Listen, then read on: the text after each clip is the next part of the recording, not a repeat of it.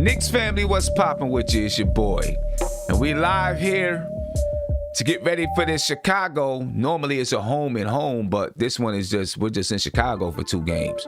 In our own little bubble with the Chicago Bulls. We're going to try to get back on the winning track. See if we can. We played a good game against Los Angeles. Good game against Los Angeles. We didn't come up with the win, but we played well, especially offensively. Defensively, for the most part, we played well, but we left those 3-point shooters open, and they knocked them down, and they were hitting shots. They were hot the entire night. We were too. They just had more. It was a good game. Hopefully, we can bring that into Chicago and come away with 2. That'd be lovely. Sorry I wasn't able to get to the shoot-around this morning, but duty calls. Sometimes you get called into business meetings and stuff, and you can't. You got to do what you got to do. So, but I will be on tomorrow, 12:30, with the shoot around. And by the way, ladies and gentlemen, I will be promoting my app, ladies and gentlemen. Please make sure that you go to the NBK app. I'll make sure that I put the link in the YouTube chat. And follow us on the app so we can talk throughout the game, before the games, after the game, whenever you want to talk New York Knicks. All right, so let's get on over here, talk to the guys, and see what's happening here, ladies and gentlemen. Let's get to these guys here, fellas. What's popping with you? What you say, Kev? Don't lie. You were shoveling that. You were trying to shovel that snow, wasn't you? Do you have snow? Man. You don't have no snow. Yeah, like we got some snow, but it's not enough that I have to worry about it. At least not right now. Man. But what I hear though, from what I hear, y'all about to get smacked in a day or 2. You guys are about to get smacked. Now I was just watching it, and they said it. It might kind of gloss over the DC area. We're still gonna get snow, but it might only go to about 2 or 3 inches. They talking about feet for you guys. Yeah, man. Feet. Yeah, we're already in the middle of it. We're already in the middle of it, man. No, you're not. You're not. You're not in the middle of it. That's what you're not understanding, Kev. You're not in the middle of it. It's still coming. It hasn't even reached you yet, for real. Like, the middle of it hasn't reached you. It's still coming. Yeah. You're right. You're in the middle of the calm before the storm. We don't know. I do watch the Winter Channel, man. I do watch it. They said it was supposed to end by tomorrow, so. You're in the calm before the storm, Kev. I guess this is a bad time to say that I haven't seen snow in about 6 years since I've been in San Diego the last 5.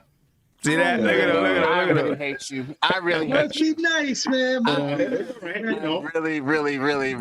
Really. I'm in Charlotte now. It's a little bit colder, but I ain't got no snow. It's nice outside. We ain't got here in Carolina yet. Oh, man. Shoot, we saw snow for y'all in Texas recently. Yeah, man. So the Knicks take on the Chicago Bulls tonight, man. A lot of people's going to be watching because they want to see Zach LaVine. People who haven't seen Zach LaVine, they think he's going to be available. They want to see what he's going to look like or what he does look like. I'm pretty sure after these 2 games, people are going to come back like, yo, we got to go get this kid if he's available. Da-da-da-da-da. You already know that's going to happen. Do you think that'll light a fire underneath Peyton? No. Underneath Peyton? Yeah. It ain't got nothing to do with him. That boy needs a fire. I don't know. I don't know if it's going to be Peyton that's moved. If it was Derrick Rose, then it would be Peyton that might be moved. I don't know if it's going to be for Zach LaVine. They're not going to want Peyton. They got a point guard. Peyton's a dead stick, man. Right. So, I don't know if it's going to light a fire on Peyton. But I think right now, look, listen, I think Tom Thibodeau, Leon Rose, and those guys, they're still looking to see what the Knicks got. 9-12 on the season. To start the second half of the second quarter of their schedule. Now they're really starting to hit into the light spot of the schedule. Right? If you want to call it a light spot. There's still a lot of games. The games keep coming. The way that they push these games together, they keep coming. Every time I turn around, I'm like, damn, I got a post game tonight. I got a game preview. You know what I'm saying? I got to shoot around because it's like the game's just coming. Pop, pop, pop, pop, pop, pop, pop. You know what I'm saying? They're just coming fast. Obviously a little bit faster than normal. But, that's cool though. I'm sure TV is loving it. I know how the players feel. They're tired. Not right now. The Knicks should be kind of rested, Yeah. but they were tired, a couple days will ago be. when they was on the road. But the Knicks are playing the Bulls tonight, man. The Bulls are, I believe what are they, 7-11 on the season? The Knicks are 9-12 on the season. They're both fighting for that, to be in that 10th spot or around that 10th spot, between 7 and 10. Let me say that. The Chicago Bulls currently are in the 11th spot, so they're right outside of the 10th spot behind the Toronto Raptors. Okay, so this is, if both teams, any team, should be looking to be at least 9 and 10, especially teams like the Knicks and the Bulls, to be 9 and 10. Because if you're 9 and 10, you have a chance to get into the playoffs and you keep your lottery position, right? So both teams should be looking at that and say, yeah, we're trying to get in there. So these are important games for both teams. Because if they go 1-1 with each other, it's going to be a wash. If either team sweeps this little series right here, I don't know how many more times they play each other throughout the season, right? But if they sweep this little series right here, then they have the upper hand when it comes to seeding in the conference. You know what I mean? And the Knicks right now in the 9th seed, if they beat the Bulls twice, they can push the Bulls down to 7-13 and, down to like the 13th seed or 14th in the conference. If the Bulls beat us twice, we'd be 9-14. Same thing. They can push us down to like 12th in the conference. So I'm sure both teams are looking at this and saying, we need to come in here and at least get one win and really try to get 2 wins. I know if I'm Tom Thibodeau and the coaching staff and everybody else, I'm looking at the standings. Yeah, I know a lot of coaches say, I don't look at the standings, this and that. I'm looking at the standings. I know when I'm in AAU tournaments, I'm looking to see who did what, who won what. And sometimes you're in a 5-6 game, you're in a tournament where, you play 5 games before you even start your tournament, right? So those 5 games depend on your seeding. It's like a little mini season. Right, you play 5 games, and that depends on where you're seated once you get into the tournament time. And I look at it all the time because I want to know who I might be playing, right? And where, what game, where. Sometimes where you're seated depends on where you play and all that kind of stuff. So I watch it all the time. I don't just sit there and say, nah, we're just going to play the games. I pay attention to it because it goes into the strategy of how you play sometimes, and how you might prepare. When you're playing games, sometimes you're preparing for those playoffs. So, or those tournaments, the tournament games. So if I'm the Knicks coaching regime, I'm paying attention to the standings, and I know who I got to beat. And I know when I got to tell the guys, you need to go out and get these victories because it could mean something down the line. Divine, what do you think about this game before we start to get to any numbers? I think definitely it's going to be a good road win if we could pull it off. And I think Chicago, they're a young team. They don't have no true veterans other than Thaddeus Young and Levine. They still young to me. So, I think we got advantage with the veteran leadership and the way our team is playing. Like I said, defensively, I'll give us a chance against anybody. And after that Clippers game, that's a big barometer for us, a good test for us. So I think after playing that Clippers game, I think you're going to see some of the best Knicks basketball you're going to see in a while after that Clippers game. I think that was an inspirational game for us because to be able to play a team like that, compete with them, then take the loss is fine. But I think we're going to go in Chicago and get these 2, man. I really think that we just got to bring our defense, try to contain Zach LaVine, and don't let, them other guys get them 3-point shots off. But if we can play a better game at the 3-point line compared to we played Sunday, I give us a real good shot of winning that game, definitely. Fritz, what do you think, man? I definitely think we got to pull this one out tonight. We need this one. Would love to see us go 2-0, but much like you said, I believe it definitely sets the barometer of our team and their team.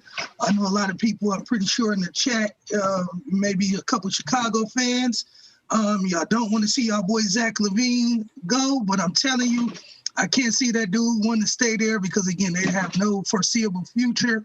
I mean, you got a couple of decent bright spots, but again, no real future. So again, if they go down, much like you said, Sam, where they're 12th, 13th, 14th in the East, I can't see Zach LaVine wanting to waste a all-star type of season, with the 14th ranked team in the NBA, on the Eastern Conference. So again, look forward to seeing a good game. No real stories to really watch. I just pray that we just don't play down to their competition and let Zach LaVine go for 45 and steal a W from us today. So that's what I'll be looking forward to.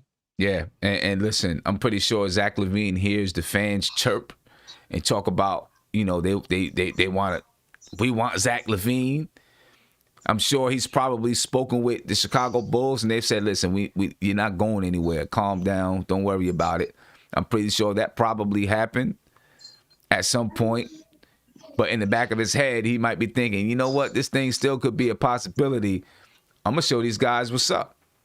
I'm going to show these guys the possibilities. You know what I'm saying? Nate, what do you think, man? What I look like. Exactly. You know what I'm saying?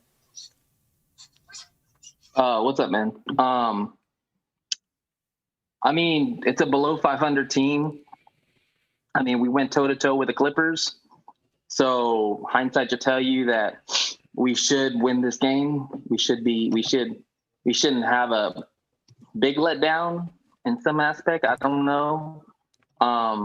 We are talented. We are playing a lot better. Defense is playing out of its mind right now, outside of yesterday. I mean, there's a lot to like about what the Knicks are doing right now. As far as the whole LaVine thing, I mean, unless it happens or unless there's talk, it's just water under the bridge, and they just need to go out and play and do their thing and just try to get as many wins as possible. Yeah, well, I mean, I'm pretty sure they know this is the fans talking, but they still hear it. They know what's up. Josh. What's going on, panel? What's going on, NBK family? What's going on to the chat? How y'all doing? Stay warm, shovel the snow, all of that good stuff.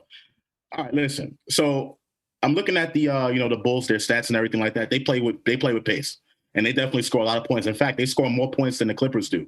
And after what I seen yesterday from the Knicks, on the defensive end, I'm not really that excited going into these two games.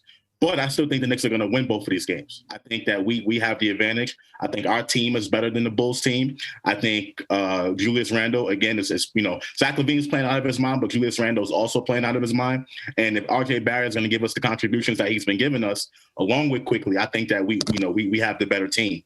But I do want to say I am concerned about the Knicks on the offensive end. We scored 114 points yesterday, and we weren't able to outscore, the Clippers. And I think that's going to be a problem. For the Knicks this season, and just, not being able to outscore teams. I mentioned yesterday that we give up 103 points or 102 points or something like that. We only, or I think I have it. We give up 101 and we only score, we give up 102 and we only score 101. So we got to start outscoring teams in order to win games. And I think that disparity between how many points we give up and how many points we actually score, I think that accurately reflects our record right now. And if you look at the top 10 scoring teams in the NBA right now, we've lost to 8 of those teams. Chicago's going to be the 9th team that we play. So we got to be able to start outscoring teams. I think that's the next step for the Knicks to take in order to get this thing going right. Now let me ask you this, and, because when we look at the Clippers, right? We scored with them for a little while, but we couldn't keep pace with them. Of course, they have 2 all-NBA players. Great half-court players, yep. Right, and great half-court players. The Bulls, while they do score, the Knicks have kept some teams down. Right, I mean, of course, the teams that beat them are teams that can score, but they've also kept some teams down that can score, below their average, 10 points below their average, because of their defense.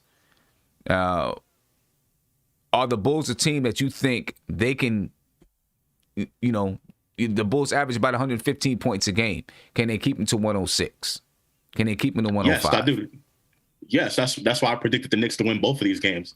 I think the Knicks are going to prevail against the Bulls. I think we have the better matchups, and I think outside of Levine, the Bulls really don't have anybody that's really reliable like that. You know what I mean? I think we have the advantage as far as from a team concept. I think we have the advantage.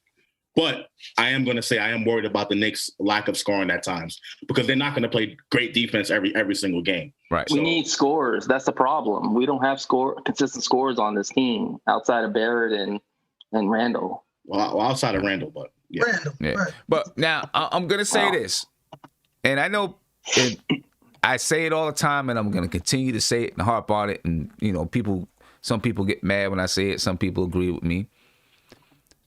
With Reggie Bullock there yesterday, they look better. And the reason why I say they look better offensively is because he fits what that first team wants to do.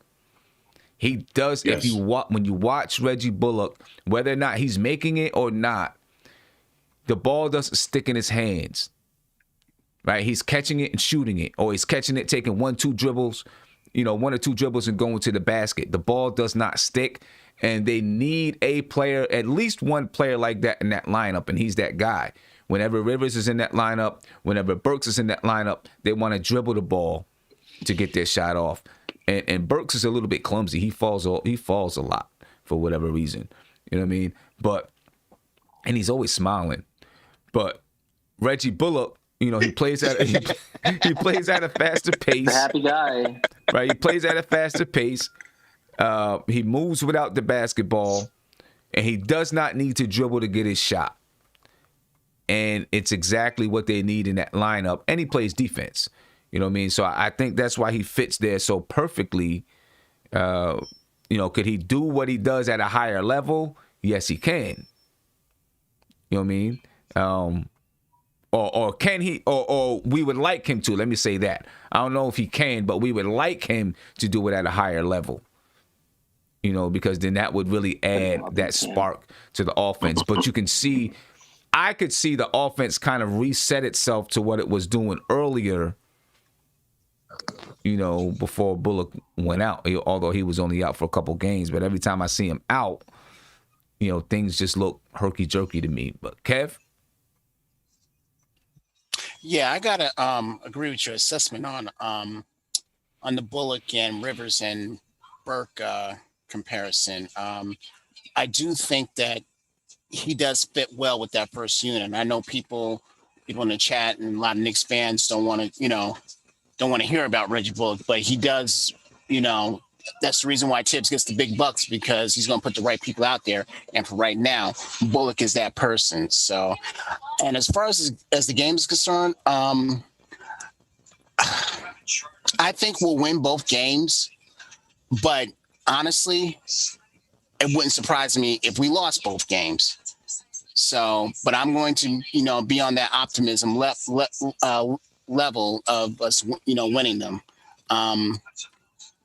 Yeah, we know about Levine, and the one person that honestly that scares me the most is Marcusson for them, because he can get hot in a minute, and he doesn't have to just take it from the outside. He could take it, on the inside as well. So he's one guy that I hope that we focus in on. And I don't want any of the other guys to get off. Like yesterday with the Clippers, it wasn't so much Kawhi and Paul George, and even oh man, who's the center for them? You're talking about my man play for the Thunder, Serge Ibaka. Yeah, right, Serge Ibaka. Right. Don't mind about them. Right. It was like the Pattersons that, that got off yesterday. So players like that, we have to really, keep a handle on, keep them at bay, because Levine's going to get his. And like I said, Marcusson, I believe, is going to get his as well. So that's pretty much it. But yeah, we could take both games. Absolutely. But that's why those teams are championship level teams, because they're championship level teams because their role players are able to step up. If they're, in the beginning of the game, it wasn't all Kawhi and it wasn't all Paul George. right? And when you say, okay, we're going to try to, we're really going to try to lock down, and we're going to double up or triple up, or really make it tough on Kawhi and Paul George, then a role player can step up and say, okay, go ahead. I got this. Bang. I'm going to carry it until they're ready to get off. That's what those championship level teams have. They have those role players that can step up in the moment, hit shots, grab rebounds, do things that they're asked to do. You know what I'm saying? I think they were joking in the Clippers post game last night that his name, they called him something. Then they said now they call him always ready or something like that. You know what I'm saying? Because he's always ready to go ahead and contribute and make it happen. And that's something that teams like the Knicks don't have, those kind of role players. You might have one or two guys that can hoop, but then you don't have the other guys that can always come out and play ball, and get it done when you need them to get it done. So let's take a look at the comparison between the two teams, and then I'll get back to, what we're talking about. And by the way, I just want to remind everybody to make sure you check out that NBK app on Wix. All right, the link is at the top of the YouTube chat, and I'm going to put it in Facebook. I'm going to put it in Twitch and every place else as well. After I get 1,000 followers on that Wix app, then I'm going to put everybody in a raffle to win an Obi Toppin rookie card. All right, 1,000 followers. As a matter of fact, I'm going to do 2 Obi Toppin rookie cards. 1,000 followers on that Wix app, and I'm going to do 2. Put everybody in a raffle, not a raffle. Put everybody in the running to win an Obi Toppin rookie card. So make sure that you join the app, ladies and gentlemen. All right. All you got to do is click on that link right there at the top of the YouTube chat or in the comment section in Facebook or Twitch. All right. So let's go ahead and get to this breakdown. Let's take a look at these two teams, man, and compare them. When you take a look at the Chicago Bulls, the Bulls are averaging 115 points per game, ladies and gentlemen. That's more than the Clippers came in, 115.7 to be exact. That's more than the Clippers came in averaging. Is their offense going to look as smooth? We'll find out, won't we? The Knicks average 102.2 points per game, so their defense is going to have to step up and stop the Chicago Bulls from scoring 115 points. Now, the Knicks were scoring yesterday. They looked better. Can they repeat it? Can they do it again? History would tell us maybe not, right? Because we've seen them have a couple of games where they play well, shoot well, score well, and then a game where they have a stinker. You know what I'm saying? And the Clippers, once they decided they were going to turn up their defense, it was a little bit tougher for the Knicks to score. The Bulls probably don't have that type of defense.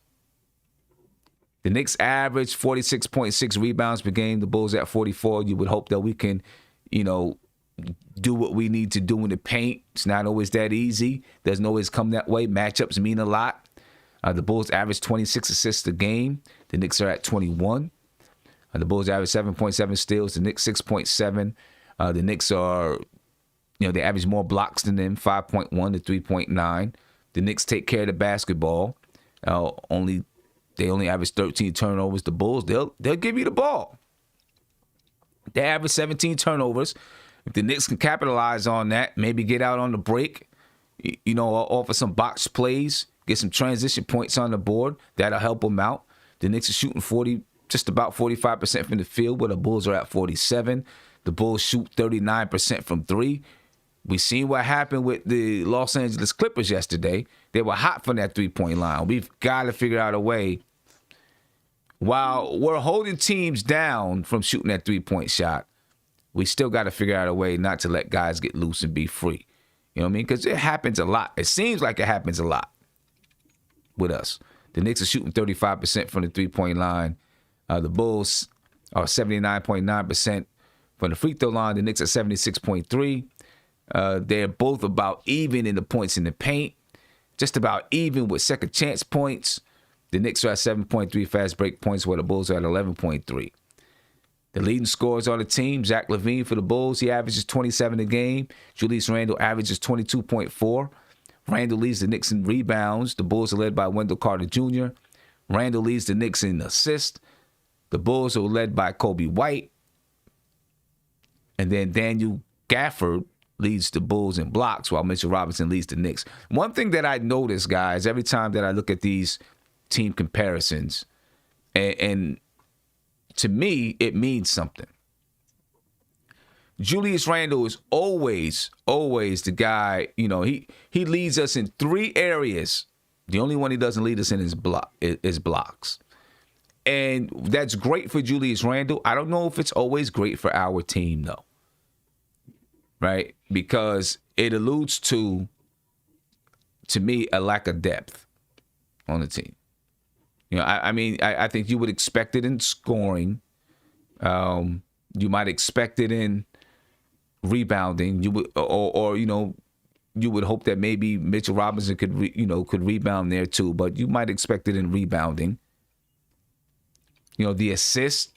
It'd be nice if somebody else could get 7 or 8 assists a game too. Randall could still get his 6 assists, but it'd be nice if somebody else could jump in and get 7 or 8 assists a game as well. But when you have one guy that leads you in just about all these major categories, if you shut that guy down, now what? Right? To me, it kind of shows a lack of depth on the team. We'll see. We'll see how it changes throughout the season, how it grows throughout the season. I think Julius Randle is going to lead in those categories for the entire season. But to me, it does show some lack of depth there, and we hope that we can start to change that in the coming, in the near future for the Knicks. Nerlens Noel, he's day-to-day with a groin injury. He's listed as questionable against the Bulls. For the Bulls, right now, Otto Porter Jr., he's day-to-day. Wendell Carter, I'm not sure if he's playing or not. He had to be reevaluated after he had an MRI on a severe right contusion to his quadricep. So I'm not sure if he played. Yeah, I'm not sure what the stance is on him. And Otto Porter Jr., the dude from Chicago, was trying to pawn off Otto Porter Jr. on us and his, crazy contract. I don't want nothing to do with that contract at all. What happened to him? Oh, man. The Wizards gave him that wild contract. The Wizards gave him that crazy contract. And ever since he got that contract, there was no more Otto Porter. You know what I'm saying? Not that there was no more Otto Porter, but he clearly was not going to live up to that contract. They gave it to him way too early. Mm-hmm. Way too early. You know what I'm saying? And everyone was looking like that was the year that Tim Hardaway Jr. got his contract. What was the dude that Brooklyn signed? I forgot his name. I can't think of his name now. But they gave somebody a crazy contract. Otto Porter got his wild contract. Alan Crabb. Alan Crabb. Yep. Alan Crabb got a crazy contract. And dudes, people was just handing out money. It was like the NBA was GameStop for a minute. You know what I'm saying? and everything was just rising. Everybody was getting money.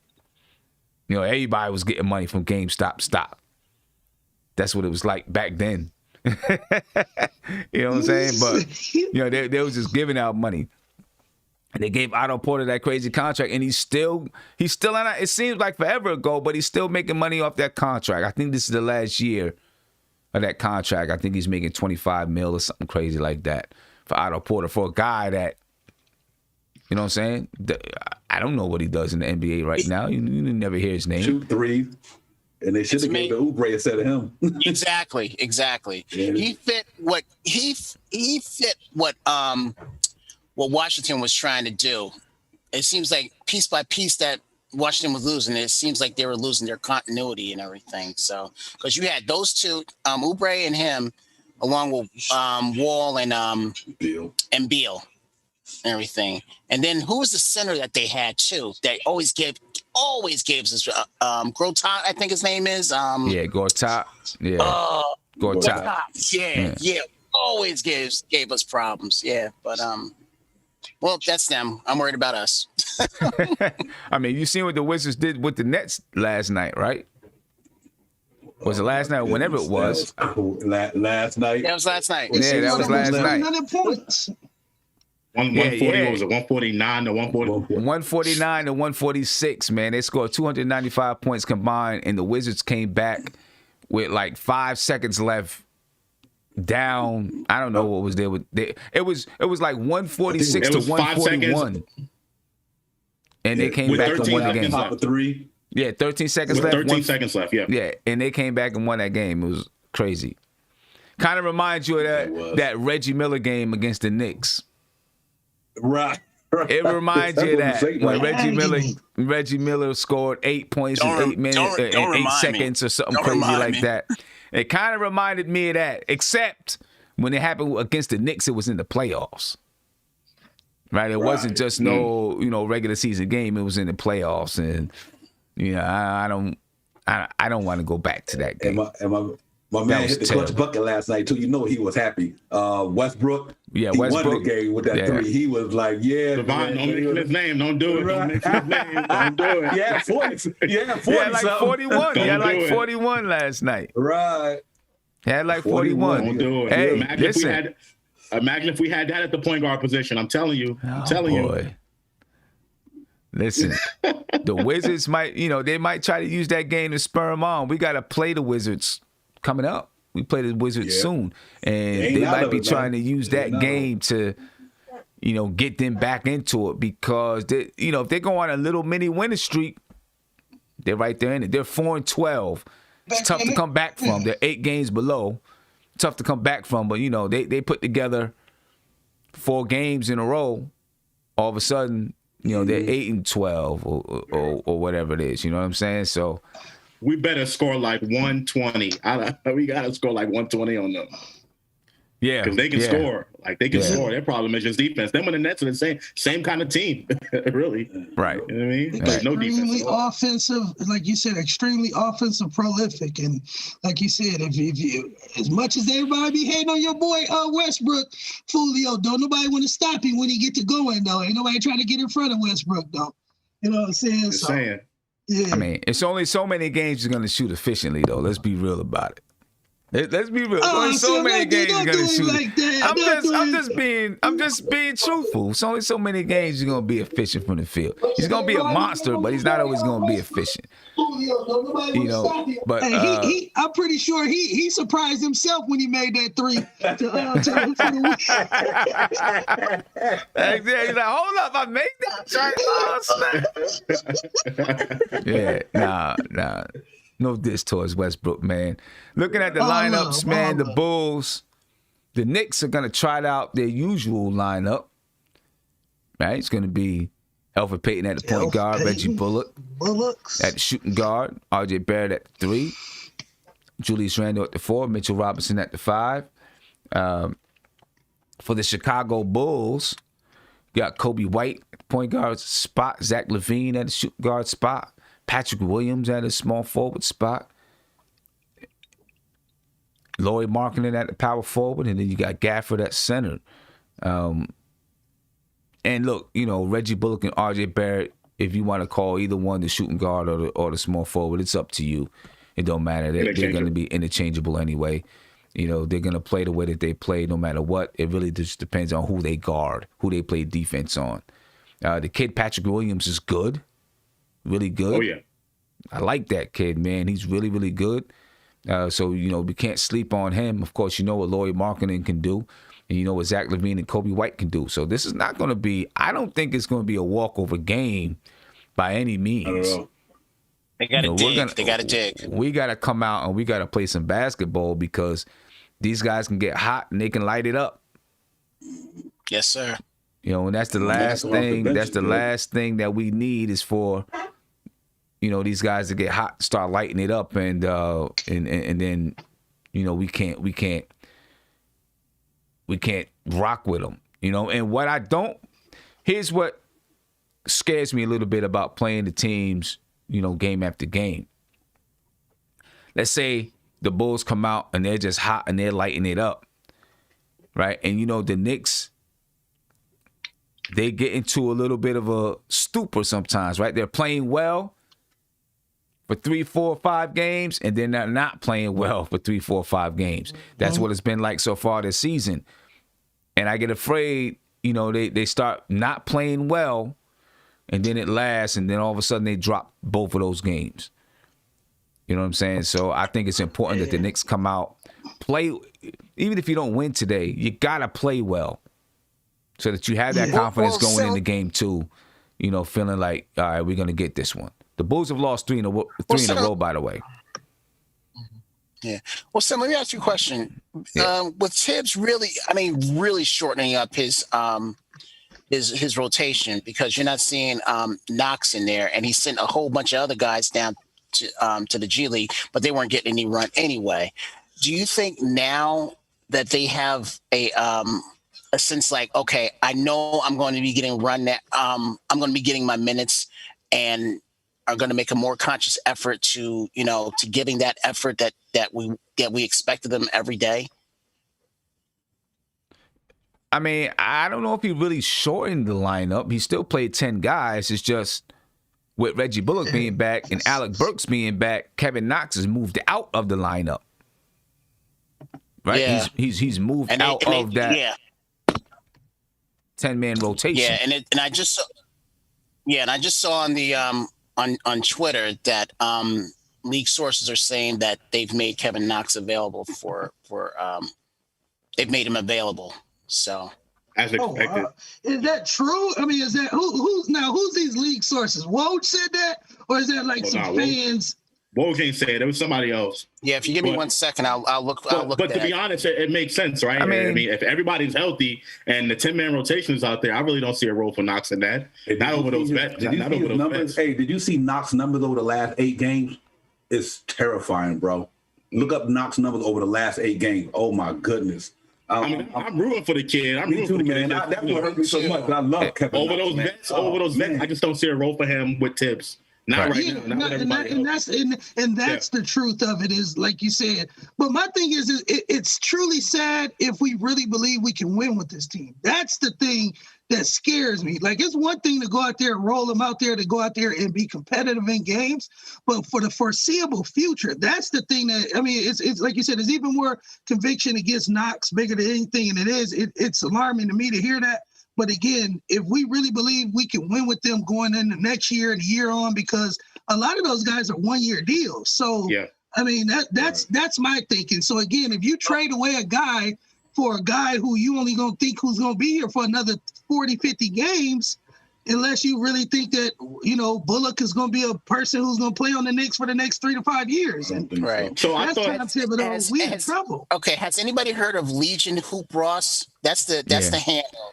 Okay, they're the ones that have said that. Right. Well, I'll just say this: Legion Hoop Ross comes up with a lot of stuff that never ever comes to fruition. Then. You know what I mean? I apologize then. I mean, but the thing is, I'm not saying that it's not true, right? But when you look at this regime, there hasn't been anything leaked from this regime. True.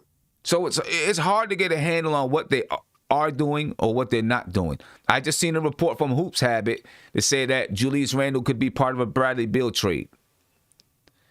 Right? It's hard to say, and it could be true.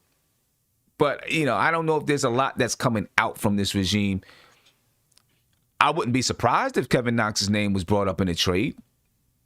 Right. Sam, let me just say something. When I think it was earlier this season or in the offseason when they took on, I don't know what the term for it is, but they took on RJ's contract for next year and Knox's contract. Them doing that made it easier to move Knox because his money became guaranteed once they did that. So I think that was probably an early sign that, if Knox wasn't going to produce that, they were going to move him. And it makes sense now with everybody healthy. I just don't see a role for him in the rotation unless someone gets hurt. Right. Yeah. Tony Crow, what's going on, man? Hey, Crow, what's going on? What's going on, fellas? Shout out to the chat. Time. Knox, I mean, I think it can go either way. I wouldn't quite give up on him yet. But yeah, I'm a fan of I'm a fan of earning your way into the rotation, earning your minutes. As of this far, he hasn't done it. So I have no complaints or arguments about it. What else we talking about? How long you been on? I just woke up. I dozed in. We've been on about 45 minutes. So what's your breakdown? What's your take on this Bulls game? I like the fact that we're playing on 2 games in a row. I think it's not necessarily a measuring stick as to how far we are as a team, but a measuring stick on it's going to be a measuring stick of adjustments. Back to back the same team, like a playoff implications. I think is somewhat there. They're kind of right behind us. And then playing them twice in a row is like a playoff type situation. So I think in those aspects, I think we can measure a lot. And then if a team, whether it's us or them, beats the other team twice in a row, I think that says a lot. More so than splitting. It shows some type of dominance over a team. So I think it's a prime opportunity, basically. Uh-huh. Yeah. Yeah. And if we play like we played in that first half last night, I think we have a good shot of winning them both. Right. Yeah, definitely. If that first half that we played was we looked good. We looked good, and we'll see if we can continue to play that style. I know Devon said earlier he thinks that we can, that can be like a something to propel us forward. With coming out and playing the way that we played against the Clippers for most of the game. Hopefully it is, at least on the offensive side of the ball. Hopefully that can propel us forward. It's not going to be easy. They got some talented players over there, so I don't think it's going to be easy at all. The phone lines are open, ladies and gentlemen. Give me a call, 516-405-2246. Again, please subscribe to the channel if you have not subscribed to the channel. And like I said earlier, if you get the NBK app on Wix, once we get to 1,000 followers on that app, we're going to give away 2 Obi Toppin rookie cards. Everybody that's on the app will be put in I'll take all your names and I'm going to write each one of your names personally down on a piece of paper. I'm going to put it in an NBK bucket hat, and then I'm going to pull out that name. I'm lying. I'm going to do it virtually, but anyway. Your name will be put in a competition to win one of 2 Obi Toppin rookie cards. So make sure you get that NBK app. And right there at the top of your YouTube chat, it's pinned up there. So, click on that link and make sure you go get that NBK app on Wix. And there's a lot of stuff on there. And, we share information and talk and have a good time talking about the Knicks. Last question I want to ask before I get off, because I'm going to keep this one short. I got a couple other meetings I got to get to. Do you guys think that, and I seen this report from New York Post, do you guys think that Julius Randle, RJ Barrett, and Emmanuel Quickley can make a big 3 for the Knicks? Divine, I'm going to start with you. They're all young. Randall's 26. Barrett's what? 20. Emmanuel Quickley's 21. I think so, because the reason why I say that, because if you look at what they're doing now, Emmanuel Quickley is a rookie, and RJ Barrett is a second-year dude, and I absolutely think that could be our main big 3 if needed to be. But if you tell me you throw Zach LaVine in there, then I would have to say Zach LaVine, Randall, and Barrett, obviously. But do I think Quickley? I think Quickley is going to be a real good NBA. That dude put up numbers on a lot of people, but he ain't put them up on no scrub teams. I mean, you giving the Clippers 25 points yesterday. I mean, he giving it to a lot of these cats. I think that sky's the limit for him. So I do think they can. And I just want to make one point because I know we're going to get off. I think the Knicks tonight, I think we got a couple things in advantage that we had that the Bulls don't have. Bulls is very young. They're a poor defensive team. They're young and they're poor defensively. We got a good veteran team and we good defensively. So I got a feeling that, they not going to score on a Knicks like they score on an average team in the NBA. I just don't think they're going to do that because they haven't ramped up against a team like the Knicks. I don't think neither. in the course of the NBA season that play the way we play defense. So Reggie Bullock make it hard for Zach LaVine. Just that one matchup. If he make Zach LaVine earn his points tonight, it's over. It's over. Okay. All right. I just think it's over. Someone said, come on, Sim, big anything are like top 50 players in the league. Okay, I get that. I get it. I have no argument with that. Josh, what do you think, man? Sam, you set me up for this question. You set me up.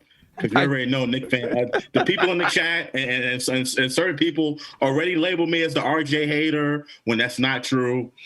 I think it's too early to tell. Definitely Randall's definitely stepped his game up. He's an all-star. None of these guys have made all-star teams yet, and it's due to youth. With the exception of Randall, who might make it this season, but there's like no all-star appearances in any of those three guys yet. So I think it's just really too early to tell. I mean, can it happen? Absolutely. We've seen, it happen before, with the Westbrook, Durant, and Harden. But these guys ain't them. You know what I mean? No. These guys ain't them. You know what I mean? So No. I don't know. So I guess maybe, and I'm getting this from the article, right? So I read the article and I thought it was a good question to have a discussion about. I guess a competitive big three. I mean, I guess every team has a big three, right? It's just that their big three is not. Some teams have a great big three. Some teams' big three is minuscule. You know what I mean? Can they be a legitimate big three? How about that? A couple of years, yeah. It's just too early to tell right now. It's way too early. All right. Nate, what do you think, man? And I'm going to get you a couple phone calls, too, before I get out of here. I mean, Quickly's playing really well right now. He's very respected amongst a lot of good players. I mean, Paul George talked about him yesterday. People have taken notice about him. I need to see more consistency from him. I mean, when he's on, he's on. When he's off, he's off. But that's said for every rookie. If he's doing this in year 2 and hopefully in year 3, I think he might have something. I do think this Knicks team needs a legit third scorer to get to the next level.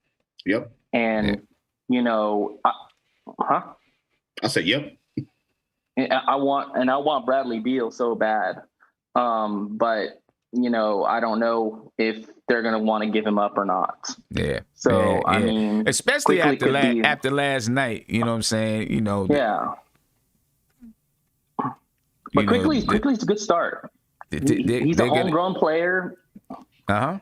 And nobody really thought anything about him. I sure didn't know anything about him. I mean, but this, I didn't know this, Sim. I should have known this, but I didn't know this.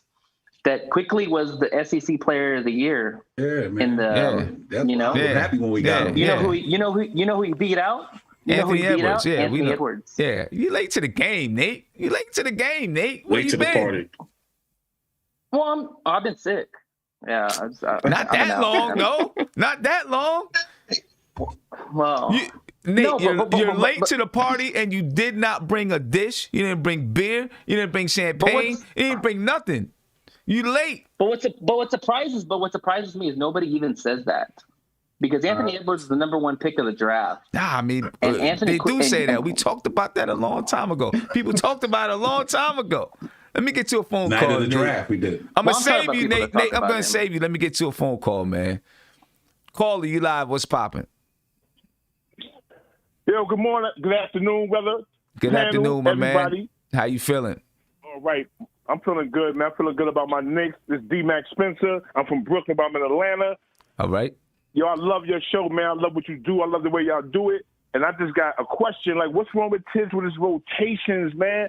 He got to do something, man. Like, if RJ played more yesterday, the game probably would have been closer. That's my opinion. So, I mean, all right. So what is it about the rotations you don't like? Because, for one, he's sticking with Peyton. Like, Peyton got some dirt on him somewhere. You know, and I agree with what people say about quickly, about not starting and then starting and everything. But I think he needs to give some of the guys a break. You know, when it's garbage time, you still got them guys out there. You know, let's put in some other guys. Let Dennis Smith stop crying. Let him get some burn. And just do some other things. I love the way we're playing. I just told my girl in the car, nobody expected us to be 9-12. They would think we'd be 3-17 or something like that. So I love it, but I think he could do a little bit more better on the rotations. And, you know, that's it. And I don't think we need no trades. I'm glad Panhandle Randall got it going together this year. You know, that's my name for him, Panhandle Randall. Okay. I'm glad he got it going, and he's cool, and I hope they don't trade him. But Bullock, Burks, Alfred, get him out of here, man. Get him out of here. We don't need them guys. He giving them too much minutes. You know, Burks, other night, Burks built a whole brick, and he just kept shooting. Like Tim said, okay, build your house. Now put the doorstep in. Now put the sink in. He just kept letting them shoot, bro. Like, you know what I mean? Yo, anyway, yo, I'm not going to hold you. I know you want to get other callers. Yo, appreciate you, man. I appreciate you taking my call. No and, doubt. yo, I love your show. I love what y'all doing, man. I want to do the same thing, too, man. My girl bought me a laptop to try to get my stuff together, man. All right. So I'll be looking forward to it. D-Max Spencer, man. Yeah, it's going to be my thoughts on sports TV. MTOST, my thoughts on sports TV. Okay. So y'all guys look for me, man. I'm going to be on all y'all panels. So when I get my stuff up and going, because I know it's a lot of work and I work a lot, but I'm going to look for you guys, man. And we support each other, man. Everybody stay safe. And let's go Knicks. Appreciate it. We'll be looking forward to it, man. Hey. That was a good call, Tim. That was a good call. Good call. A1 call. You need to clip that one. Panhandle Randall.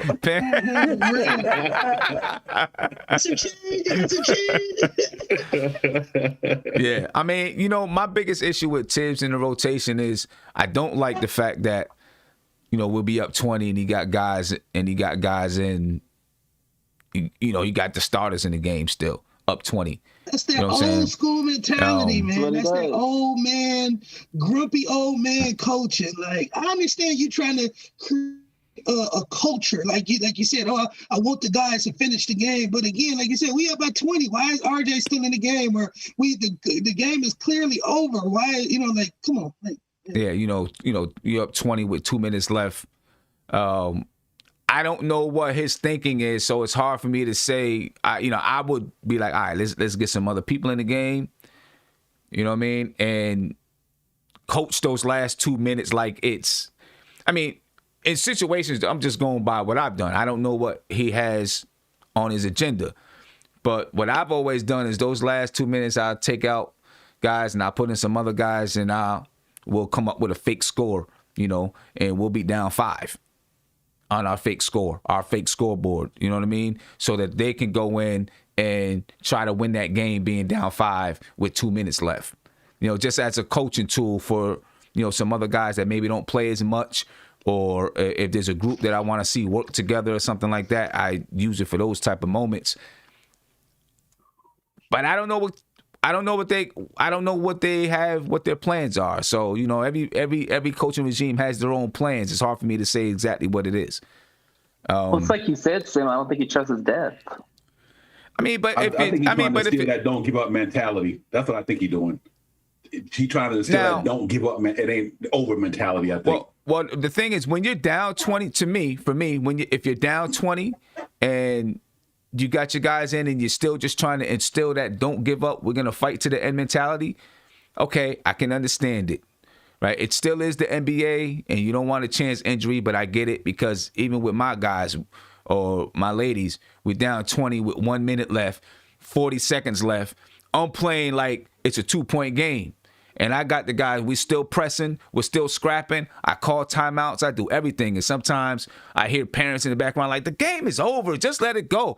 You know what I'm saying? I'm talking about parents from the other team. But I'm like, no, I'm trying to teach my players stuff. I'm trying to teach them how to play. And the one thing I always want is to have, well, we never give up. We always fight. You know what I mean? But those are great teachers. But Sim, when you're up 20, you're forgetting one thing. You don't pay your. I know. You don't pay your kids millions of dollars. I get that. That's what I said. I mean, that's what I said when I started. You know, I get that this is the NBA and it's a little bit different. But if he's trying to instill a mentality, then that might be the way that he's going about teaching, instilling that mentality. I just don't think he trusts his depth. Prime example last night. Of what he had. Prime example last night in the Washington game. Don't give up. Prime example in that Washington and net game last night. They don't cancel the full. They wouldn't have won that game. So I think where he's going with it, though, I can understand why he. And that's why I want Quickly to play all 48 minutes. You know what I'm saying? You said cornerstone. I'm not shying away from that. I want all 48 minutes.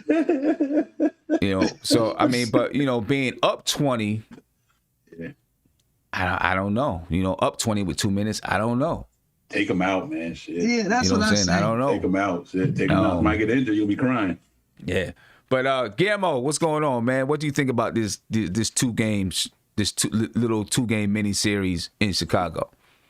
It definitely be a good game for guys like RJ. Definitely quickly ranks in the 82nd percentile for pick and rolls. And the Bulls are one of the worst teams to defend the pick and rolls. So it should be a game that he should be eating now. I don't know if they run more zone of man, but look out for Thibodeau. If they run man, because everybody likes to say Thibodeau's not creative, but it's the fact that we don't have shooters in the starting lineup to really break out of the zone. When teams go man, Thibodeau does experiment. Like he runs this new thing where he runs like a double screen up top, and then Mitch. It's kind of like a weird version of the Spain pick and roll, but he'll have it where you'll see Mitch be the last person to the pick and roll to the basket. Then you have either a Randall, Mitch down low, open and quickly. And they've been running that a lot. So just be prepared to see a lot of experimentation from Tom Thibodeau anytime a team goes a man. And the fact that the Chicago Bulls suck defensively, you should probably see a lot more interesting things from Thibodeau. But I think quickly he's going to eat. He's been fairly hot. He uses that pick and roll. That's like his bread and butter. He struggles kind of when he's not with it. I think not bad. Who's this guy? Wendell Carter. He's out, right? Wendell Carter's out for this. Yeah, he out. Yeah, I think he's out. He's out. So, but I think they average like 115 or 115, 16 points a game. Yeah, or something 116, like that. basically 115.7. Yeah. Yeah, and Levine has been discussing on offense, so it'll be fun to see how the Knicks contain him. And we have 2 games, and remember, outside of maybe the Jazz game, what other team we played twice? I can't remember the other team played twice, but outside of the Jazz, they were Pacers and then Cavs. Yeah. We see, Tom Thibodeau seems to find little adjustments here and there. So it'll be interesting to see, like, if we get beaten by the Bulls the first game, especially if Zach LaVine has a big game, it'll be interesting to see how we adapt the second game. Because, in the other games, you had Drummond, obviously, crowd the middle. Even the Bucks game, we didn't play them twice, but there was a formula to beat them, and that was basically crowd the middle against Giannis. And then with Sabonis is basically, we've got fortunate with some fouls, but agitate him up top, don't allow him to set, the picks and reset picks and that stuff. So it'll be interesting to see how we attack LaVine, because I think it's the first time we're playing like the dynamic wing twice. If I'm thinking, who's the main player, who's the main cog on that team. So it'll be interesting to see these next two games. I heard people talk about Knox, man. Hey, man, I looked at Derrick Jones Jr. and that boy is flying against him. So let Knox look. Knox has been with 3 coaches, and they all benched him. So it might be time to kind of move on from Knox. I'm not saying that he should have opportunity. I know people say, oh, he's shooting the 3, but he does things from literally one spot on the floor. He's not a plus defender consistently. He doesn't fly around like my boy Derrick Jones doing with the Blazers. So I don't know. Someone else step up. I also want to see Obi. Not in this past game at Clippers, but the game before that, the Cavaliers, he had the 5 points in 13 minutes, but he was all over the place. He was flying. He was setting picks, reset picks. I thought he was excellent in those 13 minutes, even though it was like a small piece. So it'll be nice to see how Tom Thibodeau utilized him. But, yeah, I just feel like, this is a good game to see how our young guys, perform. And about, 1 second, Kevin, about those, Guillermo was talking about the adjustments from game to game. It's when you win, it's a little bit harder to make adjustments when you win. You can look at little things, but it's a little bit harder because, like, okay, what we did worked, right? And then the team comes back and they make adjustments. Now you have to make some adjustments to whatever adjustments they made. So you notice we lost to the Pacers. Yes. Then we came back and beat the Pacers, right? Yes. Yes. Then we beat the Cavs, and then we came back and lost to the Cavs. Although the Cavs didn't have nobody, we still lost to them. But the Cavs are better beat than the the Jazz, Dogs. and then came back and lost against the Jazz. And lost against the Jazz. So making those adjustments when you win is a little bit tougher. You know what I mean? But so yeah. So can I say something real? Can I say one more thing real quick? One thing that we have to watch out for, and you guys, it goes to one thing I don't like about Tom Thibodeau is that he's a little bit too stubborn. Watch tonight how many times they run the pick and pop with Lauri Markkanen. We do not do good with the pick and pop because our ice pick. Now people want to blame Mitch. I almost sometimes want to blame Mitch, but just look at the ice pick and roll defense. It literally leaves Mitch in like the worst situation where no man's land. Elfrid Payton, who's overrated, regardless of his defense, because you look at the ratings, the offensive ratings of the opponent when he's on and off the court is actually better when he's not there. So Elfrid Payton's not this great defensive play like people try to make it out to be, but he's very slow to get around the picks. And when that happens, literally you have point guards just get deeper and deeper into the defense, and Mitch basically has to like hold it. And by the time it's like, all right, I got to run out to my man, the guy, I mean, you're already deep into the freaking paint. And then you have freaking it'll be Lauri Markkanen tonight. Last time it was Horford. You had freaking Miles Bridges. You had PJ Washington.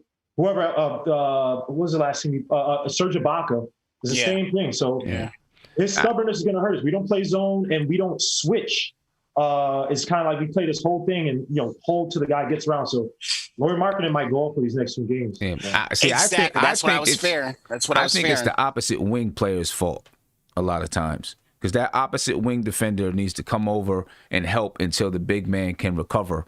And that way you force, instead of it being a pop to the guy who popped to the top of the key or wherever they pop to, you force that guy to have to swing it all the way across the floor. You know what I'm saying? Or keep the basketball. Can you explain that a little bit more, Sam? So if you have, let's say you have Kobe White and Lauri Markkanen at the top of the key, defended by Elfrid Payton and Julius Randle, right? And Lauri Markkanen goes and sets the screen for Kobe White. Kobe White comes off the screen. Lauri Markkanen pops to the top of the key. You have Zach LaVine on the opposite side of the floor in the wing area, say. Right, and let's say he's guarded by Reggie Bullock. Right. When Julius Randle is helping out because Kobe White came off the screen, Elfrid Payton gets stuck on the screen a little bit. Julius Randle is helping out. Reggie Bullock is supposed to rotate over to stop the ball from getting popped to Lauri Markkanen because that's the next pass. Now Kobe White has to skip it over to Zach LaVine, and then your rotation begins, and then you have somebody cover for Reggie Bullock on Zach LaVine. Then everyone starts to help the helper. We don't do enough help the helper. It's like we just let Lauri Markkanen shoot and wait for Mitchell Robinson or Julius Randle to have to recover from 15 feet away. You know what I'm saying? And they're not going to be able to recover. So if we have that weak side person help out, and it can be better demonstrated by having it. Having it up. But if that weak side person helps out, right, now you force either the ball handler to keep the ball or they have to kick it over to, cross court, where then you can have a better chance of those rotations because it takes the ball more time to get there. Now, a good offensive coach is going to try to position their players so that it's harder for that weak side, for that help defender to get there as well. You know what I'm saying? So that it's not always covered. So there's a lot of ways that it can go about. I think that I agree with Guillermo. I think that Tom Thibodeau needs to try out some zone every once in a while. But can I just say something? So I think you guys are both right. The Knicks, I think Thibodeau does need to do something different. But the fact is, how can you tell him that when the Knicks are top 5 in every defensive category there is? I get it. It's like you can't really. I mean, you can't because when we actually play teams who shoot well, we suffer the most. Like I think that those percentages a little. Again, I'm not saying that they haven't worked hard for, but it's very inflated. Like watch all the good 3-point shooting teams we play, and they literally run that to a T. And granted, the Clippers, the Denver Nuggets, these are teams that are probably going to beat us anyway. But you can shore up the gap a little bit by changing your defensive principles, right? And again, yes, that it looks good on paper, right? But again, we let up. I don't know, I forgot the number what it was, but we let up a crap load of open shots on the perimeter. Now we've gotten fortunate with teams like the Magic, in halves, right? The freaking the Toronto Raptors, they shot like 16 or 20 some or 16 or something like that % in the first half. Second half killed us with Lowry, Powell, and Fred VanVleet, right? So again, it's nice. It looks great on paper, but if you want to be even better, say if we actually did, we probably be even. I won't say historic, but we probably have a few more wins. Forget even the rankings. Yeah. We probably have a few more wins against some of these tough teams that we allowed to kill some perimeters. So taking yesterday's game, players like Serge Ibaka and Patterson, they shouldn't have got off the way they were getting off, right? No. Well, I mean, granted that, well, in some of the ways they got off, like Patterson was hitting a few threes, or Ibaka, that ridiculous three. And actually, the deep three he hit, that's a prime example of the pick and pop defense. Because Mitch was stuck. He couldn't really do anything. They shouldn't go off from the perimeter like that. Like if Kawhi Leonard is suffering, right? And obviously try to make that last as much as possible. But, easy threes for those guys, yeah, I'm not sure it should happen like that. Now, Serge, I think, could get it because he's been, he's had some resurgence of a career after the years in the Magic, went to Toronto, kind of found himself. But a guy like Patterson, like, yeah, exactly. Exactly. So do you believe that the Knicks defense will be sustainable over the course of the season? Because you're suggesting that basically if the Knicks give up so many wide open threes that it's not going to be able to sustain itself. So the question is, I said that we're talking about how overrated, or the part of the rankings that might be overrated. But sustain itself, that's a different thing. And also, we play a really small lineup, right? So our best defender is Reggie Bullock, right? If he's not healthy or he's not playing, he's our best pick and roll defender, probably our best defender, period. If he's not playing, if he's hurt, obviously you have to put lesser players in. Like Burks is not a plus defender like that. Knox, come on. Obi is not there yet, even though you've seen a few good plays there, but he's still not there. So the simple fact that Tibbs just does not, he plays a very small lineup. And you talk about also, we're dependent on vets heavily, and our young guys aren't known as so-called defensive stalwarts, right? So it may not sustain for the season now. Man, there's one. Okay, so you said one, but he's not getting any run. There's one, but he's not getting any run. So I think the defense is only gonna get better. To Sim's credit, we've heard Thibodeau say, you have to help the helper, and I think that's the biggest lacking in our rotation.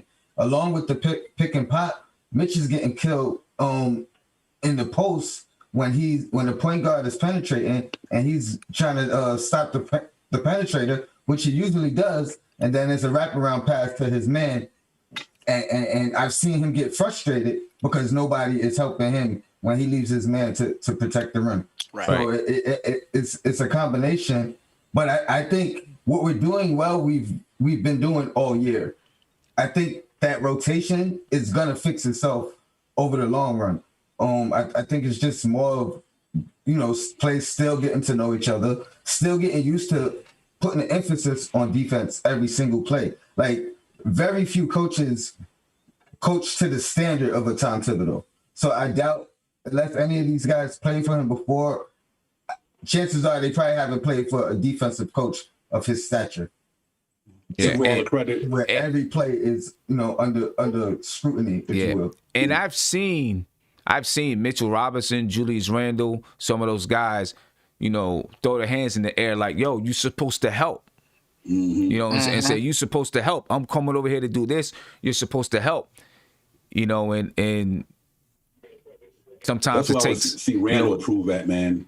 I think out of all the credit we give Randall on offense and scoring, he do got to pick up his defense on the help out. Because sometimes Randall would sit there like what happened? But other than that, I ain't got no complaints with Randall. But I think his help defense is a little suspect. He's never been a good defense player, so we can understand that. But Randall's help defense, I've been watching this season.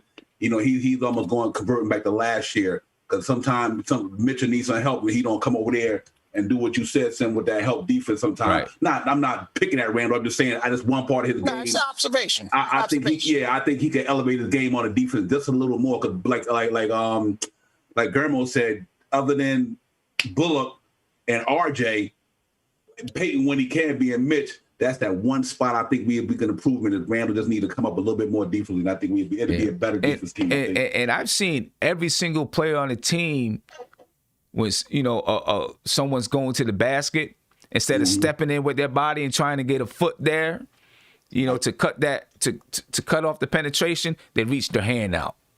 You know what I'm saying? They reach their hand out, and they don't always foul, but reaching the hand out doesn't do anything. It doesn't really close off the lane. You know what I mean? They got to get there, close off the lane, and then they got to bust their butt to get back. Now, if you're defending a 3-point shooter, then maybe Tom says, listen, if you're going against whoever who shoots 48% from 3, don't even help off of them. Just stick to them. Just stick close to them. Keep your body on them. Don't even help off. That's one thing, right? But so many times I just see, guys step in, they're reaching with their hand. All in all, the defense is much better. I just think there are little ways that they can continue to get better, and I'm sure Tom Thibodeau thinks there's ways that they can get better as well. If you want to conserve energy for Randall, your best player, you probably have to play zone, right? And again, Randall is an absolute beast. I think he's only missed like 2 games in the past how many years. But many times the reason why, to Divine's point, Randall's not a good defender. Many times, just look at him, he huffs and puffs. He's typically tired. Late in games, you've seen it where guys have just been able to get his front court, opponents just been able to get easy buckets on him because he does have to work, on the pick and rolls and stuff like that. And people saying, we right now we rank number 1. Well, it's not about where we are now. It's how can you get better? Because again, we only, what would it be, 9, 8, and 10, 9 and 10, whatever. Or because of our offense, we can't. Because of our offense, we can't score. That's the reason why. Defensively is not the issue. That if you're trying to conserve energy for your best player, who has to do a lot, like you play zone, right? I'm not saying you play zone all the time, but you can show defense different looks. You can try to conserve his energy. Because if I know that Julius Randle's tired, and I've seen it, I'm gonna attack Julius Randle each and every time. I'm trying to get out the game. They can get sloppy fouls. You know what I mean? So it just doesn't make any sense as to why we – and the rest of it is like we have this – I don't know, Tom Thibodeau, who I like, I'm not saying fire him out when he's crazy people, but it's like he has this weird pride thing about I'm going to take – certain things I'm going to take it back to the old school. Well, certain parts of the NBA have changed, right? I think Tom Thibodeau would love to have hand checking. We can't have that anymore, right?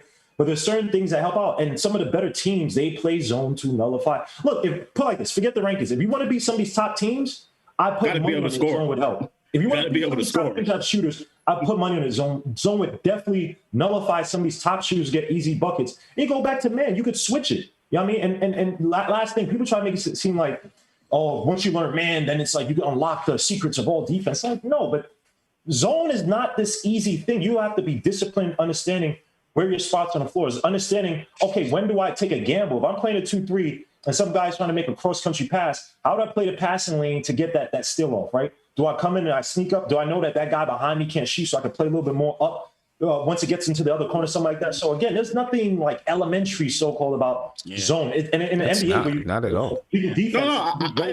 I agree with that. It's just how can you tell a guy that's coaching a number 1 defense that he should do something different? I get it. I get it. But the record is about the offense, not the defense. We give up 101 points. There are games that we could have won, and I'm not saying, again, the offense is an issue. But again, when we're talking about the offense, many times we fell down at the end because we also don't have guys with energy. How many times have you seen was the Pacers game? Well, Thibodeau only plays 9 guys anyway. Okay, if he's playing 9 guys, you play zone to conserve the energy of those 9 guys. Yeah. You got to have Randall rest on the floor. You got to be able to score, man. The Jazz game we won, it wasn't because of Randall per se. He had 30 points. They also went 10 for 29 on the field. It was because Rivers had that ridiculously hot run. You can't depend on that, right? So, again, when I'm looking at a guy like Randall, if you're trying to rest him on the court, and I heard Sim say this before, you play things like zone to rest some of your best players on the court while still playing adequate enough defense, right? So, and yes, the offense is an issue, but there are games that we could have won where teams went on a run because we got tired and we couldn't defend the perimeter. And that ice pick and roll defense, all these other teams, they know that, and they're going to keep attacking us, get it deep into Mitch and kick it right out into the perimeter. That one team that really took it to us when they threw the zone at, that Charlotte team, they really ran that zone to the T and took us out of everything that we were trying to do. I agree with both points, right? Obviously, we need to score more points. 101 points per game doesn't, it's not going to get it. It's not going to get it. But I do think you can shore up some holes or use that zone to your advantage in some ways. I feel like the zone. The zone leads to a lot of things, and sometimes like. If you're in the 2-3, you're almost already in position to run a fast break. get the rebound, run a fast break, because your people are already there in those positions to get out and go. It could help us in transition a little bit. The only thing I can only think of two reasons why maybe Tom Thibodeau doesn't want to run a zone right now. You know, maybe he wants to hammer home these man-to-man principles before he goes into a zone. I don't know. You know, it's still only been 20 games. And then maybe he's afraid, because we've seen every single player on his team get beat back door. Maybe he's afraid that the guys are not going to hit the rotations right. So, and I don't know. You know, I don't know. I still think that, you know, he could play some, even if he just says, I'm only going to do 2-3 right now. That's probably the easiest zone to learn and run. Even if he says, I'm just going to do 2-3 every once in a while. Now, when he does full court press, they run a little bit of zone.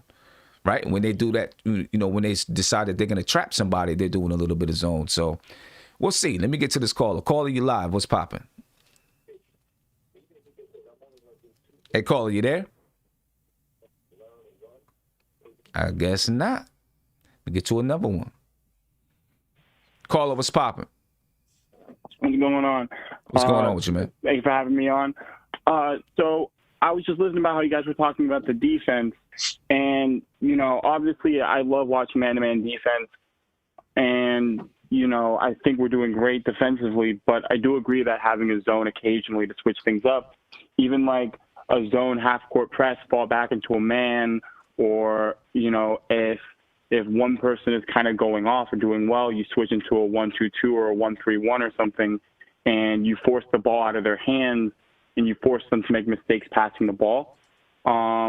You know, and I think that, like, obviously I prefer man-to-man defense just by watching and playing basketball. But at the same time, you know, we need to switch things up so teams are constantly having to adjust to our offense, to our defense. Right. Now, I agree with you 100%. You know, I prefer man-to-man. As a matter of fact, I had a young team that did not know how to play basketball, but I was not going to just rely on the zone. We needed to learn those man-to-man principles. So for a whole season, we were getting blasted, but all we did was play man-to-man, even though we were getting blasted, because they needed to learn those principles. And then, you know, we started adding some zone in, because like Guillermo was saying, people I think have a big misconception. They think, oh, you're playing zone, you know, you're just taking the easy way out. The reason why I want to teach the players man-to-man first is because even in the zone, you got to have man-to-man principles, right? You still just got to have those principles. But zone, you have to be able to think. You have to know when to rotate. You have to know when you've got to help when someone, you know, got out of their position, left out of their zone to do whatever, and you got to be there. Like, you got to know these type of things in the zone. So sometimes it can be more difficult because you have certain rotations that you got to make. But I agree. I think that switching up the defense every once in a while just gives the offense, the opponent, something to think about. They've got to make an adjustment. You know, maybe you force them to use a timeout that they didn't want to use. You slow down a player, right? Someone's going off. Now they're in the zone. They can't just go one-on-one the way that they were going one-on-one. It does change the game up a little bit, and you can slow a team down a little bit. It's not going to be the end-all, be-all. Yeah. And in the end, we got to score buckets to win. You know what I'm saying? But obviously, I think you can help yourself. You know, you can help yourself get some rest. You can help yourself, you know, make the team have to think a little bit. Because once a team figures out, oh, we can do this right here all day, now what? You know what I'm saying? And it's hard to make adjustments. Guys in the NBA can score the ball. It's hard to make adjustments defensively to stop one guy without leaving somebody else open, or to stop two guys from doing a play without leaving a hole someplace else. So that's where I think a zone could help. Yeah, and I think the only issue I see with this team in a zone is that, you know, you were talking about our woes with help defense, and, you know, like obviously in like rec league ball and in AAU ball with young teams, with a zone defense, you can kind of hide your bad defender. You can hide them on weak side or whatever. But, you know, in the NBA, you can't really hide a player. And I think because we're not very good at playing help defense, where like Alfred, his one-on-one defense is okay, but then when he gets blown by or someone's helping in the key, he'll jab at them with his hand. He'll swing the ball. He'll try to hit the ball, but he'll never like slide in and double and try to draw a jump ball or something. Right. And but if we have a zone and we have people playing with that mentality of, oh, I'm not going to throw my body in front of someone, then it's just going to be a bunch of threes, then we're gonna get killed. I agree, and those could be some of the reasons why Tom Thibodeau isn't going zone as of right now. Yeah, could be. Hey, great call, man. I appreciate it. All right, thank you. Have a good one. Thank you. I think the first idea of a zone was brought up during the Brooklyn game or right before the Brooklyn game. And I was like, this is the worst possible team to play zone against because, one, they have Kevin Durant and they have a whole bunch of shooters surrounding them. You know what I mean? So, I mean, I guess it just depends on the situation. But I think for the most part, the Knicks are fine defensively. They just need to be able to score more points. Other teams are outscoring us. I think that's the problem with this team. If you had the point to one, not the defensive end. To me, I think you have a problem with that 3-point though. You know what? I think 3 times 2, 3 times 0 is 30. 3 times 10 is 20. 3 times 10 is 30. 2 times 10 is 20. Knicks need to play basketball like we used to play. You know what? They get killed at the 3-point so much because time the ball get to that 3-point shooter, they got to get to him. Get up on your man, get up under his grill. Time that ball get to that 3-point shooter, they got to run and get to him. No, you're supposed to be up on him when that ball get there, you get there. Get up in his grill, get in your squatting position, and then make him drive past you. I'd rather give him 2 points than 3 points. That's why I was trying to say 3 times 10 is 30, 2 times 10 is 20. I'd rather give up 20 points than 30 points. But I know that every game I watched our Knicks since last year, the 3-point shooter has the ball that we got to get to him. Before you should be right up on that dude, right in his face, looking at him. Well, the thing is, like when you're playing defense, they have you helping off the ball. And then if there's a double, someone goes in double. Now everybody has to rotate the cover, and then when that ball is swung, like the Clippers, they can swing the ball, bop, bop, bop, bop, and now the man has to keep up with the ball.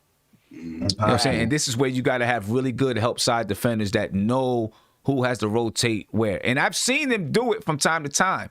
Sometimes I've seen them be able to, they hit those rotations on the money. Bump, bump, bump, and they stop it. Sometimes, there's been a lot of times where they didn't. But, Josh, just because you play a zone doesn't automatically mean that there's going to be a bunch of 3-point shots. You know what I'm saying? I agree. You can extend your zone out to stop those 3-point shots and try to force them to go inside. You could, so there's ways. You're right. You can play a 3-2. It doesn't necessarily mean that they're going to be knocking down threes just because someone plays a zone, because you can spread it out. Look at the Blazers game. When we decided to. Yeah, we don't rotate well. Trap. Like we shut down. We not say we shut them down like that, but they didn't know what to do. When they weren't making those circus threes anymore, and we were playing like we were trapping them, and you can trap from the zone. Like watch the Lakers last year in the playoffs. They trapped every opponent. They trapped the Blazers early. They trapped the Rockets late. They trapped the Denver Nuggets. Well, they also have better defenders than we do. We don't have that good of quality defenders to be able. And we don't have the length. We don't have as much length. You know what I'm saying? That's true, the thing about that, they use a lot of 2-man fronts, whether it be KCP. Because Rondo wasn't starting. Be who's the other guy? LeBron would be on the wing. KCP, because LeBron is not even that great of a defender anymore. But the thing about it is that the way they were attacked guys up top. Danny Green, I think it was last year. Take them out of their rhythm. You can reset. There's so many things you can do from a zone. Right? People have this weird misconception that if you play, they only think of 2-3 zone. 2-3 zone is not the only. No, there's multiple zones. There's multiple zones to run. But if you're going to run different things from that, even from that 2-3 look, you can literally harass ball handlers up top and then reset. Like, and we're talking about resetting anyway in the pick and pop defense. Why not do in the zone? Where literally, like Sim said, the Blazers, they literally had no answer until. I can't remember who the big man was. He caught it from the wing and drove to the basket, and that's when the game kind of got out of hand. So I'll ask you this question again: Who on the Knicks would you have on that roster, on our current roster? Who would you have at the top of any type of 3-2 zone or 1-3-1 or whatever the case may be? Who would you have at the top? You have Payton at the top. Bullock or Payton. Yes, because you got guys behind you. I mean, if you're doing a 1-2-2, you're not worried too much that guy's going to penetrate. You know what I'm saying? Right. Because you got that guy at the top, and then he's looking, he sees 2 defenders right there. You know what I mean? You don't have to try to, make the guy turn the ball over. You know what I'm saying? You can put him on the ball, and you're trying to force him. Okay, we're going to force you to get the ball to the left or to the right because we want to trap over here or whatever it is. I I mean, I think there's a lot of things that you could do with the team. You know, I think Tony's right, and the other guy that called in, maybe Tom Thibodeau's worried about them making those rotations and being on the money with it. But, you know, maybe they're working on it in practice when they get a chance to practice. I would like to see it happen, though. They'd be deadly in the zone. Put it like this. After 3 passes in the zone, the Knicks are dead in the water. Mm-hmm. After 3 passes. So if they can make it, if you could work the zone and get 3 passes off, if you get that 4th pass off, it's 9 times out of 10 it's wide open. Sometimes it's wide open on the 3rd one. So that's what it boils down to me. I think it should just be a situational thing. Yes. More than a staple in what we're doing. Exactly. Especially considering, like Josh was saying, we're top 5 in every category.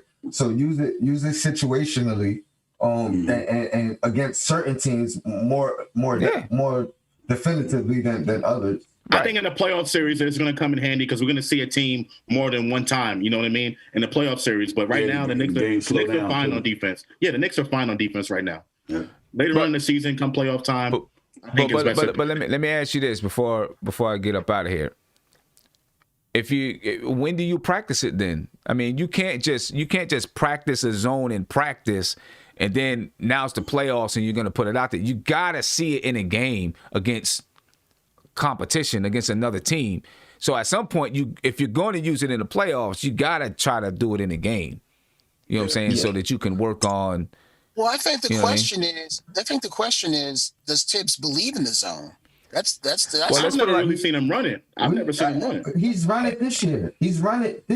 I mean, they've run a little bit. It's just not a consistent part of his. When they do some full court trapping, when they do some trapping full court, they run a little bit of zone. You know, I would just like to see it a little bit more in the half court. They got to be running it in practice. Yeah. Right. Because you got to have, if they're not running in the practice, that means they're not practicing playing against the zone. Right. So they got to be running it in practice. And maybe he sees them running it in practice and he doesn't like what he sees. I don't know, but they got to be practicing it. They'd be a hell of a team with Mitchell Robinson back there too, man. You know what I mean? I mean, you got Mitchell Robinson in the back. Oh my goodness, trolling that baseline this way. And I guess we'll watch. Maybe it'll come. I hope that it comes at some point. I don't want to see it all game long. I just want. We've played against some teams that have done it all game long. Yeah, you know what I'm saying? We've seen some teams just come, bam, just hit, and they're killing us in the zone. It's like, oh man. But I just think it's a good way. You're playing good defense, right? You went on a 3-game. You went on you scored 3 buckets in a row because you got 3 steals, or you forced them to playing bad offense, right? They call a timeout. Well, let's come out in a 3-2 zone because they probably developed some kind of play after the timeout, right, to try to get an easy bucket, right? They say, okay, we're gonna do bop, bop, bop, bop, bop. So you come out in a zone and now you nullify what they were getting ready to do, and they never get back into that groove. And then right after that play, you say, okay, we're back in the man. Or we're back in the man after 3 possessions or something like that. Somebody in the chat just put Vassell was the draft pick because that'd be a great defense for Vassell playing. He's lengthy. You know what I'm saying? And then, Kevin Knox, he's also a lengthy guy. Look, they did that because Guillermo is here. They said it because Guillermo is here. Why y'all doing that? All right, I get it. Yeah. Let's not do this, man. I get it. He probably is perfect for his zone. Any of those guys with long, Frank is perfect for his zone too. Any of those guys with long arms. Oh Lord. I mean, he is. Let's not lie. Frank is perfect for his zone. He is perfect to play zone. You talk about perfect for defense. You talk about who's going to play at the top of the key. Sam, who's going to play at the top in 1-2-2 or 1-3-1? Sam, I've moved on. Boxing one. I've moved on. You've moved on. I'm just saying. Players like Frank is perfect to play in his zone. Frank won't get his chance. He's gonna get his chance. If I was a coach, yes, I put him in, but I'm not. So it's. I know. I'm just saying. Congrats, Kevin. Anyway, guys, I'm gonna head up out of here. Guillermo, what time are you coming on tonight? 7:30. 7:30. The game starts at 8:00. Make sure you check out Legion of Podcast. We'll be calling the play-by-play starting at 7:30. I need a drink now. Salute Tony Crow. You had the Federa on. He killed him. He said, "Yo, you try." He said you was Chinese trying to duck like stores.